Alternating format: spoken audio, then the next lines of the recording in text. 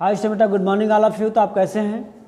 आज मैं बात कर रहा हूँ क्लास 8 की नेक्स्ट लेसन 7 सॉरी, इससे पहले मैं लेसन 6 कर रहा था, उससे हम लोग पिछले वीडियो में कंप्लीट की थी पिछले दिन। तो आज हम नेक्स्ट लेसन 7 की बात करेंगे, जिसका नेम है civilising the native and educating the nation. तो हम बता दूं आप लोगों को, इस लेसन में मेनली बात करेंगे एजुकेशन सिस्टम पे, कि हमारे कंट्री का जो एजुकेशन सिस्टम है उस पर इफेक्ट ब्रिटिश गवर्नमेंट का क्या हुआ। तो आइए देखते हैं हम लोग, क्योंकि इससे पहले हम लोगों ने देखा ब्रिटिश गवर्नमेंट की इफेक्ट मेनली हम लोग इस क्लास की हिस्ट्री की बुक अगर ध्यान दे दें या अगर आप याद करें, समराइज करें, तो आप देखें कि ब्रिटिश गवर्नमेंट हमारे कंट्री में किस तरह से आई, है ना, और अपनी जो प्रचार प्रसार है या अपनी फैलाव है किस तरह से किया, और धीरे धीरे इतना कंट्रोल कर लिया हमारे कंट्री को कि उसकी सारी चीज़ें, चाहे वो आपका एजुकेशन सिस्टम हो या फिर आपका एग्रीकल्चरल सिस्टम हो, ट्रेडिंग सिस्टम हो, सारे सिस्टमों का जो देखा गया कंट्रोलिंग पावर ब्रिटिश गवर्नमेंट ने। तो हम लोग यहाँ देखा था मेनली इस क्लास में कि किस तरह से ब्रिटिश गवर्नमेंट हमारे कंट्री को कंट्रोल किए और क्या क्या इफेक्ट किया। तो हम लोग स्टार्ट करते हैं लेसन को, फिर हम आगे की स्टोरी को समझाने का प्रयास करूँगा। आप लोग लाइन बाय लाइन उसको देखना, टॉपिक वाइज टॉपिक। तो आपके पास अगर बुक अवेलेबल है तो आप पेज नंबर 81 को ओपन कर लें, ताकि आपको लाइन बाय लाइन की स्टोरी जो है समझ में आ जाए। तो हम स्टार्ट करते हैं। फिर से एक बार रिवाइड कर दूं कि लेसन हम लोग 7 करने जा रहे हैं, जिसका नाम है civilising the native and educating the nation. देखते हैं, in the earlier chapter you have seen how British rules affected rajas, Nawab, peasants and tribes. यानी कि हम लोगों ने पिछले लेसन में देखा या पिछले लेसनों में देखा मेनली कि किस तरह से ब्रिटिश गवर्नमेंट हमारे यहाँ के सिस्टम को, यानी कि चाहे वो एजुकेशन सिस्टम हो, आपको ट्रेडिंग सिस्टम हो, एग्रीकल्चरल सिस्टम हो, कैसे उसको इफेक्ट करने का काम किया। जैसे यहाँ पे राजा, नवाब, पीजेंट्स एंड ट्राइब्स को। तो mainly in this chapter we will try and understand what applications it had for the lifes of students. हम लोग यहाँ बात करेंगे मेनली इस चैप्टर में कि किस तरह से ब्रिटिश गवर्नमेंट ने हमारे एजुकेशन सिस्टम को इफेक्ट किया, हमारे विद्यार्थियों पर क्या प्रभाव पड़ा ब्रिटिश गवर्नमेंट के रूल का, हम लोग यहाँ मेनली देखने वाले हैं। For the British in India wanted not only territorial conquest and control over the revenue. यानी कि ब्रिटिश गवर्नमेंट केवल हमारे कंट्री के राज्यों को जीतना ही नहीं या फिर केवल रेवेन्यू कलेक्ट करना ही नहीं, बल्कि ऐसा लगता था they also felt that they had to cultural mission. यानी कि उनको एक मिशन दिया गया, एक मिशन पे आए हैं जो भारत की कल्चर को, भारत की एजुकेशन सिस्टम को, भारत की संस्कृति को, वो लोग क्या उसको इम्प्रूव करने का या फिर चेंज करने का एक मिशन है। They had to civilize the native. वे चाहते थे कि यहाँ के लोगों को सिविलाइज की जाए, यहाँ के लोगों को सभ्यता सिखाई जाए। ऐसा मानना था उन लोगों का, ऐसा विश्वास था कि यहाँ के लोग असभ्य हैं, यहाँ के लोग अनसिविलाइज हैं, तो इन्हें सिविलाइजेशन करना भी क्या है, हमारा दायित्व है। ऐसा ब्रिटिशर्स का मानना था, विश्वास था। Change their customs and values.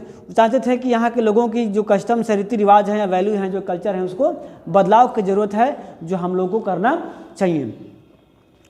Watt change were to be introduce. आखिर इन्होंने ऐसा बदलाव कैसे किया या फिर क्या बदलाव किए।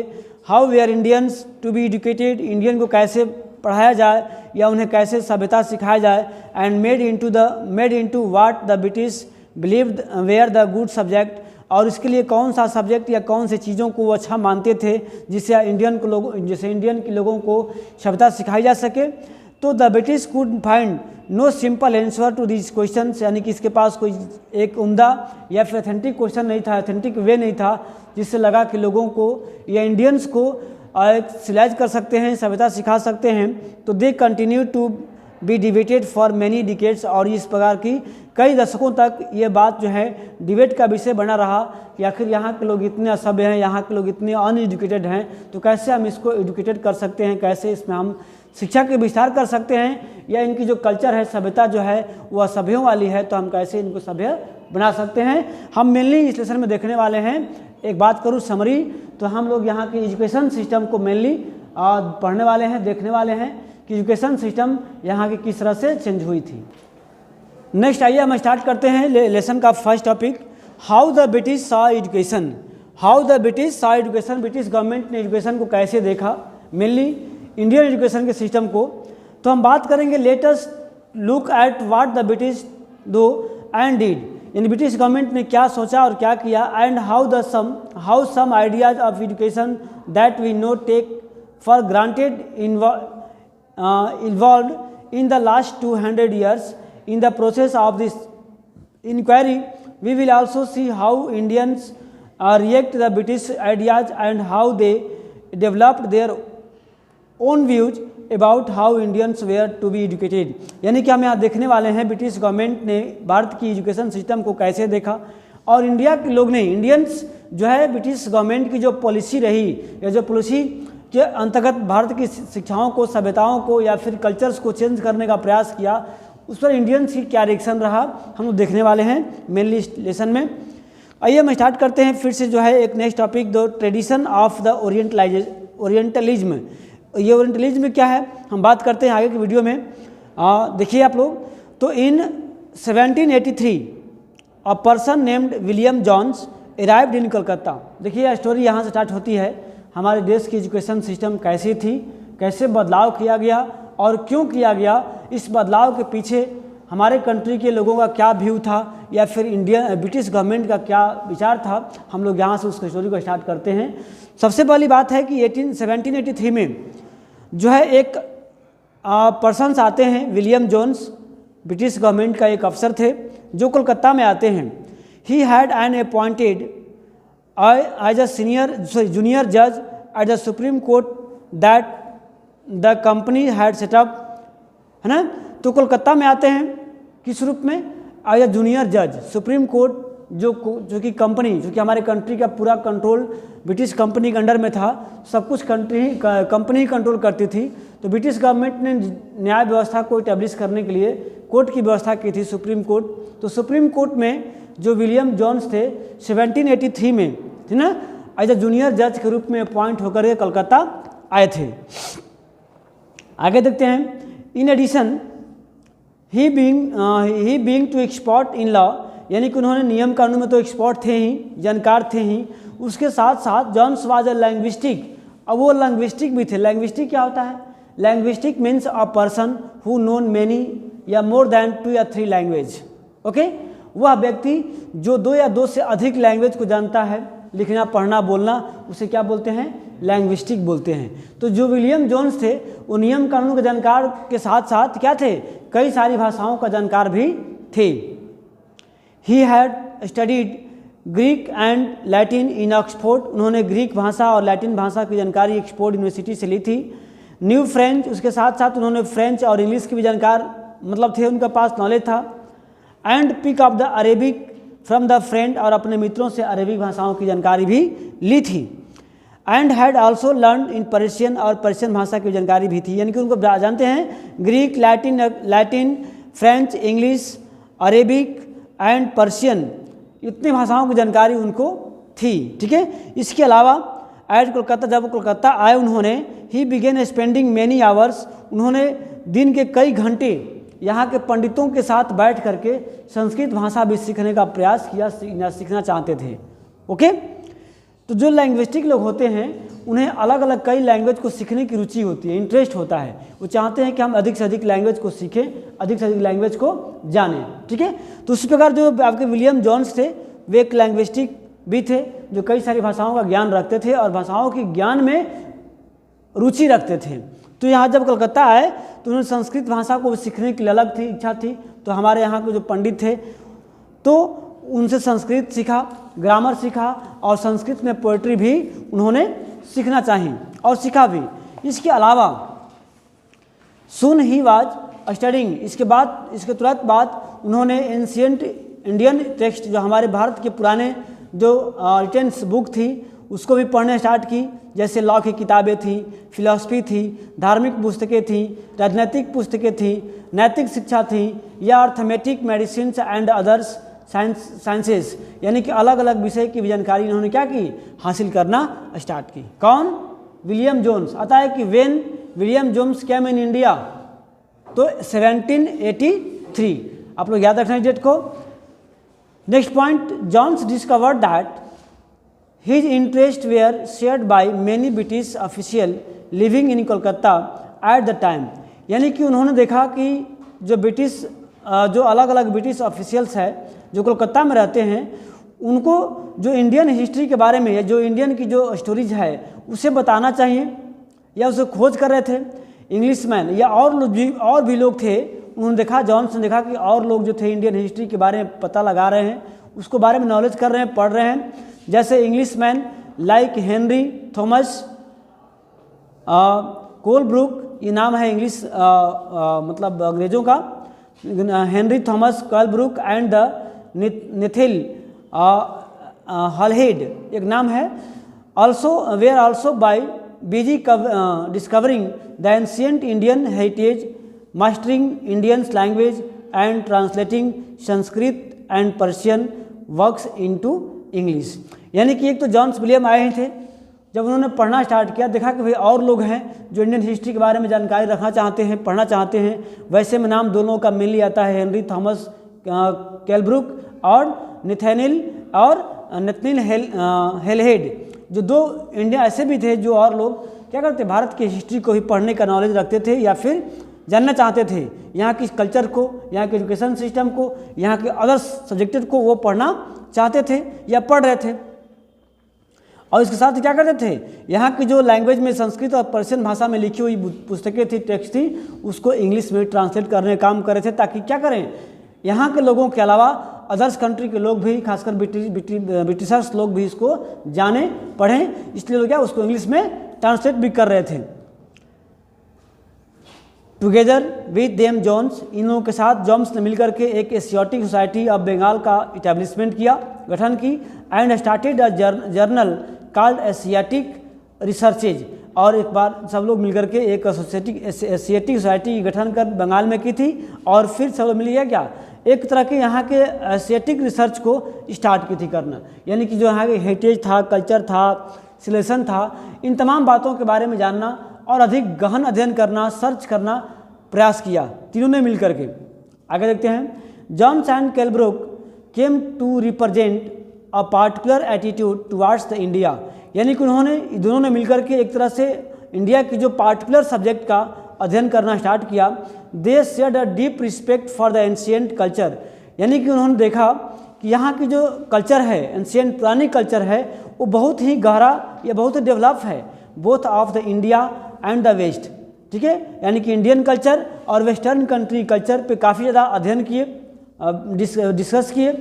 इंडियन सेशन उन्होंने बताया कि इंडियन जो सभ्यता है वे they left had attained its glory in the ancient या पास्ट। यानी कि जो भारत की सभ्यता है वो पिछले इतिहास में ही या पिछले पुराने काल में ही यह अपने बहुत चरम सीमा पहुंच चुकी है, बहुत अच्छा सभ्यता रही है। लेकिन क्या हुआ है, समय बीतने के साथ साथ बट हैड सब्सिक्वेंटली डिक्लाइन, लेकिन क्या हो चुका है, समय बीतने के साथ साथ ये भी समाप्त हो चुका है। Next, in the order to understand India it was necessary to discover the sacred and legal text that were produced in the ancient period. इन्होंने महसूस किया कि जो भारत की जो कल्चर्स रही है, जो कि पुराने समय से, उसको फिर से डिस्कवर करने का ज़रूरत है, ताकि लोग उसके बारे में जान सकें जो विलुप्त होती जा रही है। Okay, for only those text would reveal the real ideas and laws of the Hindus and Muslim. ऐसा इसलिए कि यहाँ पर जो हिंदू एंड मुस्लिम भारत में रहा करते थे, उनकी रियल स्टोरी क्या है, उनकी रियल कल्चर क्या है, इसके बारे में जानने के लिए। And only a new study of this text wood from the basis of future developed in India. और यहाँ की भारत की जो फ्यूचर्स है उसको डेवलप करने के लिए भी इन चीज़ों की जानकारी रखना जरूरी है। ओके, सो इसलिए Jones and Colebrooke went about discovering ancient texts, understanding their meaning, translating them and making their finding known to others। यानी कि इसलिए क्या किए, अब यहाँ के जो जॉन्स हैं, विलियम जॉन्स हैं या कोलब्रुक है, उन्होंने डिस्कवरिंग स्टार्ट किया। यानी कि जो पुराने जो एशियंट बुक्स हैं, आइडियाज़ हैं, थिंग्स हैं, उसके बारे में अध्ययन करना स्टार्ट कर दिया, उसको समझने का प्रयास किया, उसका मीनिंग देखा कि इसका आखिर इसका अर्थ क्या है, तो इसको ट्रांसलेट किया अदर लैंग्वेज में, ताकि क्या करें, यहाँ के लोगों के अलावा अदर लोग भी इसके बारे में अध्ययन कर सकें, इसके बारे में नॉलेज रख सकें। इसे ट्रांसलेट करना स्टार्ट कर दिए थे। This project they believed would not only help in the British learn from Indian culture.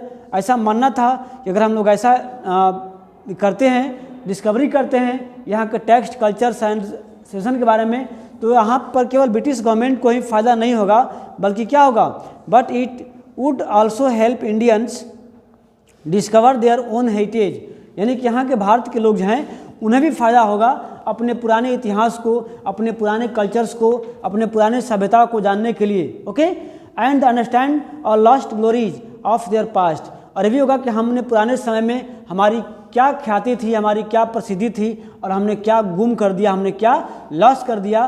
तो इसलिए यहाँ के लोग को भी समझने में हेल्प मिलेगी कि हमारी पहले का इतिहास कैसा रहा, हम लोग कैसा थे। ओके, तो इसलिए उन्होंने इसको डिस्कवरी करना स्टार्ट कर दिया। In this process the British would become the guardians of the Indian culture as well as its master. तो उन्होंने प्रयास किया कि ऐसे प्रयास करेंगे तो हम लोग क्या करेंगे, ब्रिटिश गवर्नमेंट है, इंडिया के लोगों का विश्वास पात्र बन जाएंगे, यानी गार्जियन बन जाएंगे, और क्या होगा, हम इस कल्चर का मास्टर भी बन सकते हैं, मालिक भी बन सकते हैं। जैसे भाई तुम्हारा एक कल्चर है, तुमने बहुत पहले खो चुका है, हम इसका डिस्कवर किया है, तो वे लोग भी रिस्पेक्ट करेंगे कि इनकी वजह से हमारी पुरानी बीती हुई इतिहास से, दबी हुई इतिहास से, मिटी हुई जो हिस्ट्री है, कल्चर है, फिर से वापस आई है इनकी वजह से, यानी कि ब्रिटिशर्स की वजह से।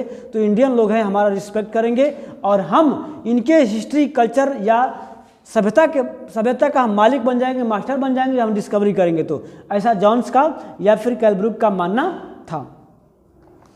Next, influenced by the such ideas many company official argued that the British ought to promote Indians rather than Western learning, यानी कि इसमें ऐसे विचार से बहुत जो ब्रिटिश गवर्नमेंट के अफसर थे वे आर्ग्यू थे, यानी कि उसके अगेंस्ट में थे। उनका मानना था कि अगर आप ब्रिटिश गवर्नमेंट का होकर के इंडियन कल्चर की प्रचार प्रसार करेंगे ये ठीक नहीं है, इसके बदले में क्या करें, आप वेस्टर्न कल्चर को, आप ब्रिटिश कल्चर को यहाँ पर आपको प्रचार करनी चाहिए, ऐसा उनका मानना था। They felt that institution should be set up the encourage the study of the ancient Indian text and it teach Sanskrit and Persian literature and poetry. तो जो ऐसे लोग थे उनका मानना था, जो लोग सपोर्ट करते थे इंडियन कल्चर को, उनका मानना था कि ऐसे इंस्टीट्यूशन को सेटअप करना चाहिए, ऐसे कॉलेजेज या संस्थाएं सेटअप करनी चाहिए जहां पर इंडियन कल्चर को, टेक्स्ट को पढ़ाया जा सके या उसके बारे में लोगों को बताई जा सके जो संस्कृत और पर्शियन लिटरेचर में लिखी हुई है या फिर उसकी पोएट्री है। The official also thou that Hindus and Muslims ought to be taught what they were already similar with and what they valued they treasured, यानी कि इनका मानना था कि यहाँ के जो इंडियन जो हिस्ट्री है जिसमें हिंदू एंड मुस्लिम दोनों लोगों के बारे में जानकारी रखी जाए और सिमिलर जानकारी रखी जाए, ताकि उसमें दोनों लोगों की हम लोग जान सके हिस्ट्री को, कल्चर्स को, यहाँ पर कैसे लोग रहते थे, क्या करते थे।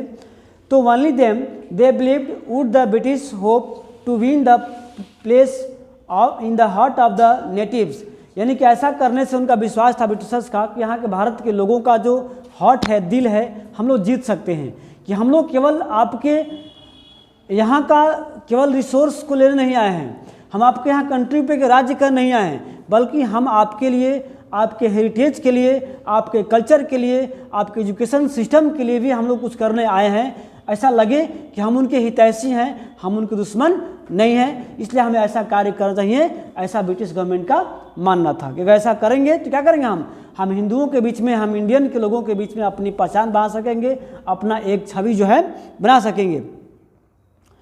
Only them would Allen's rules expect the respected by the others subject with this object in view of madrasa was set up in Calcutta in 1781, यानी कि इसको लेकर के 1781 में क्या किया गया, कोलकाता में एक मदरसा क्या होता है, मदरसा is a teaching place of the Muslim communities. Okay, मदरसा ऐसा जगह होता है जहाँ पर मुस्लिम समुदाय के लोग जाते हैं, अध्ययन करते हैं, पढ़ते हैं। जैसे हम लोग विद्यालय में आते हैं, आम भाषा पढ़ते हैं, सभी चीज़ों की ख्याल रखते हैं, उसी प्रकार मुस्लिम समुदाय की पढ़ने की एक अलग सिस्टम होती है, उसे बोलते हैं मदरसा। तो यहाँ पर मदरसा सेटअप किया कोलकाता में 1781 में to promote the study of Arabic, Persian and Islamic law, यानी कि पर्शियन, अरेबिक और इस्लामिक लॉ को पढ़ने के लिए यहाँ मदरसा का इस्टेब्लिशमेंट किया गया। And the Hindu colleges was established in Banaras in 1791 और 1791 में बनारस में हिंदू कॉलेज की इस्टेब्लिशमेंट की गई ताकि हिंदू जो कल्चर है, सिलेशंस है, हेरिटेज है, उसको ज़्यादा हम पढ़ सकें, जानकारी रख सकें। Study of ancient Sanskrit text that would be useful for administration of the country, जो कि अगर पढ़ेंगे तो भारत के लोगों पर एडमिनिस्ट्रेशन करना, प्रशासनिक व्यवस्थाएं को कायम रखना में हेल्प होगा, इसलिए उन्होंने इस तरह की व्यवस्था की। Not all official share these views, यानी कि सभी ऑफिशियल जो वो थे इस व्यूज को शेयर नहीं करना चाहते थे। Many they are very strong in their criticism of the orientalist, और बहुत सारे ऐसे भी लोग थे जो इस तरह की जो ओरिएंटलिस्ट थे उनके खिलाफ थे, उनके अपोज में थे। अब यहाँ पर एक बात आती है, ओरिएंटलिस्ट क्या है?